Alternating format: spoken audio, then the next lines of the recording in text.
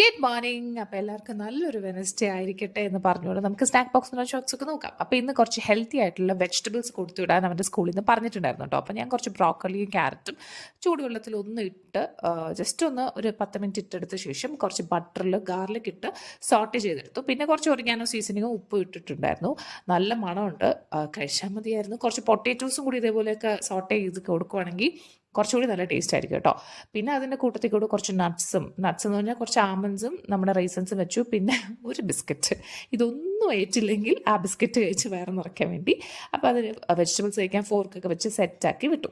അപ്പോൾ ലഞ്ച് ബോക്സിലേക്ക് വരുവാണെങ്കിൽ സത്യം പറഞ്ഞാൽ എനിക്കിന്ന് ഒരു പോയിന്റിൽ കുക്ക് ചെയ്യണോ എന്ന് വരെ ഞാൻ വിചാരിച്ചു. കുറച്ച് ലേറ്റായിട്ട് എണ്ണിക്കുമ്പോൾ എനിക്കിങ്ങനെ പല തോന്നലും വരാറുണ്ട്. കാരണം ഒരു ക്ലാരിറ്റി ഇല്ലായിരുന്നു എന്തുണ്ടാക്കണമെന്ന്. പിന്നെ അവസാനം ചോറും മുട്ട വറുത്തതും കുറച്ച് രസവും പിന്നെ ചേന ഉണ്ടായിരുന്നു. അപ്പോൾ ചേന ഫ്രൈ ഒക്കെ ഉണ്ടാക്കി സെറ്റാക്കി സ്വീറ്റായിട്ട് ഞാൻ കുറച്ച് കപ്പലണ്ടി മുട്ട വെച്ച് അഡ്ജസ്റ്റ് ചെയ്തു. അപ്പോൾ ഇങ്ങനെയൊക്കെയായിരുന്നു. നമുക്ക് വേറെ വീഡിയോയിൽ കാണാം. ബൈ.